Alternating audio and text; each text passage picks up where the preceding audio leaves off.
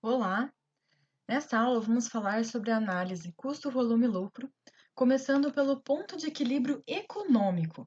O que é o ponto de equilíbrio econômico? É a quantidade de produtos que uma empresa precisa vender para que ela tenha o lucro igual ao valor mínimo estipulado, ou seja, o valor mínimo requerido para cobrir o custo de oportunidade do capital empregado. O que é isso? Quanto que a empresa precisa dar de lucro de forma que os donos, quem emprestou dinheiro para a empresa ou quem colocou dinheiro na empresa, de alguma forma, é, deixou de ganhar por deixou de ganhar em outro investimento por ter colocado dinheiro naquela empresa. Então, é o mínimo, o lucro mínimo desejado naquela empresa. Como que ele vai ser calculado? Lembra do ponto de equilíbrio contábil? Vou colocar aqui no cantinho, ó. O PEC, que é o ponto de equilíbrio contábil. O ponto de equilíbrio contábil, ele era o quê? Quanto que a empresa precisava dar, vender para que o lucro fosse zero. Então, isso aqui para que o lucro fosse zero. Ele era o quê? Que é a quantidade vendida, igual gastos fixos dividido pela margem de contribuição unitária. Então, basicamente, essa fórmula fala o quê? Qual que é? Quantos produtos? Então, quantas vezes ela precisa dessa margem de contribuição para cobrir os gastos fixos? Qual que vai ser a diferença aqui no ponto de equilíbrio econômico? A diferença é que essa margem de contribuição, ela precisa cobrir não apenas os gastos fixos, como no PEC, mas também o lucro mínimo desejado, de acordo com o custo de capital, do custo de oportunidade do capital empregado. Então, a fórmula do PEC vai ficar como gastos fixos mais o lucro mínimo desejado dividido pela margem de contribuição unitária, que nada mais é do que o preço líquido de venda unitário menos os gastos variáveis unitários, que são custos e despesas variáveis. Então, vamos pegar aqui, continuando o exemplo de Maria. Quando Maria abriu seu negócio, ela esperava obter por mês, no mínimo, R$ 1.000 de lucro. Quantos brigadeiros ela teria que vender por mês para obter esse lucro? Então, o que ele quer saber é o ponto de equilíbrio econômico para cobrir aquele lucro lá. Então, retomando aqui os dados do problema, o preço de venda de cada brigadeiro, R$ 3, custo unitário do brigadeiro, R$ 1, o aluguel da loja, R$ 400 por mês, salário dos funcionários, R$ 500 por mês, energia elétrica, 100, depreciação, 100. Somando isso daqui, nós vamos ter um total de 1.100, que serão os gastos fixos. Então, o ponto de equilíbrio econômico vai ser gasto fixo mais o lucro mínimo dividido pela margem de contribuição unitária.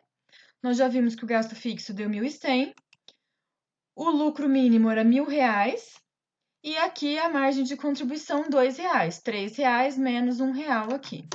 Então, o cálculo vai ficar 1.100 gasto fixo mais R$ 1.000, que é o lucro mínimo, dividido pela margem de contribuição unitária de R$ 2, igual 2.100 dividido por 2, o ponto de equilíbrio econômico, 1.050 brigadeiros. Então, qual que é a resposta?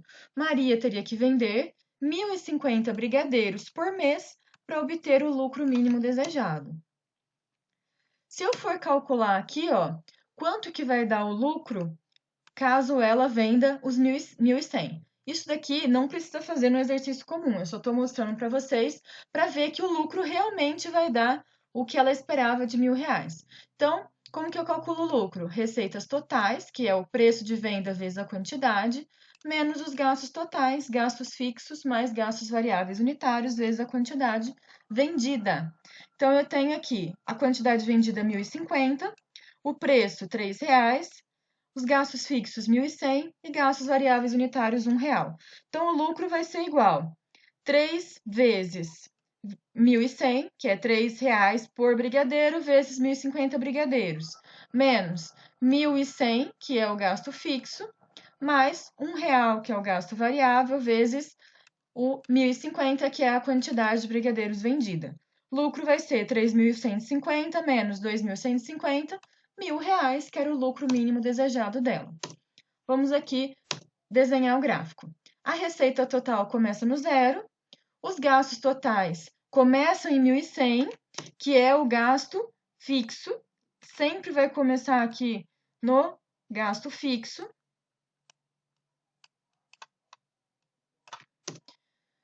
E aqui, esse aqui é o PEC. Deixa eu pegar a caneta. Aqui é o PEC.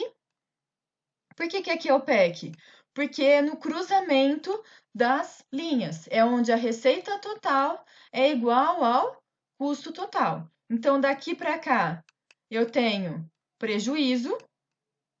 E dali para lá, eu tenho o quê? Lucro.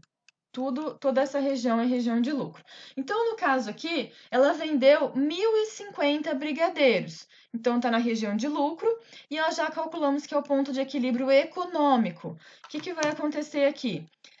Se ela vender 1.050 brigadeiros, ela vai ter um gasto total de 2.150 e uma receita total de 3.150, ou seja, um lucro de R$ 1.000. E aqui é o PEC, deixa eu apagar tudo para ficar mais claro. Aqui é o PEC, que era 550, cruzamento, onde o lucro é zero. E aqui o outro ponto de equilíbrio, que é o PEF, ponto de equilíbrio financeiro. O que ele fala? Que é a quantidade de produtos que a empresa precisa vender para que a margem de contribuição total da empresa seja igual aos gastos fixos desembolsáveis. Basicamente é o quê? Quantas vezes eu preciso vender de produto, ou seja, quantas margens de contribuição eu preciso para cobrir os gastos fixos que sejam desembolsáveis. Então, eu vou pegar o gasto fixo menos aqueles que não são desembolsáveis. O que são gastos não desembolsáveis? Aqueles que eu não preciso pagar, que não preciso tirar dinheiro do caixa. Um exemplo clássico é a depreciação. Então, sempre que vocês olharem os gastos fixos, para calcular o ponto de equilíbrio financeiro, eu tenho que tirar a depreciação. Por que está escrito PEF1? Porque esse aqui, o ponto de equilíbrio financeiro, eu posso calcular de diversas formas. Esse daqui é o mais básico, é o mais simples, que basicamente eu pego os gastos fixos e tiro aquilo que não foi desembolsado. Então, aqui, ó, vamos pegar o outro exemplo de ponto de equilíbrio financeiro, que é o PF2. Eu vou pegar o gasto fixo, eu vou tirar os gastos não desembolsáveis, que principalmente nós temos depreciação, e aí eu vou acrescentar outras parcelas financeiras de desembolso. Então, é quanto que eu preciso vender de produtos, ou seja, quantas margens de contribuição unitária eu preciso para cobrir o meu caixa, para cobrir o gasto fixo desembolsável, aquele que eu preciso tirar dinheiro do caixa, mas outras contas que não são gastos fixos, ou seja, que não são custos nem despesas, não vão para a DRE, mas que também saem do caixa. Então, como exemplo dessas parcelas financeiras de desembolso, nós temos uma amortização de dívidas, o principal. Então, se eu peguei 100 reais, vamos pegar uma conta simples. 100 reais de dívida e eu vou pagar no final do período 100 reais mais R$ 1 de juros, esse R$ 1 de juros, ele está embutido lá em despesas financeiras, na DRE.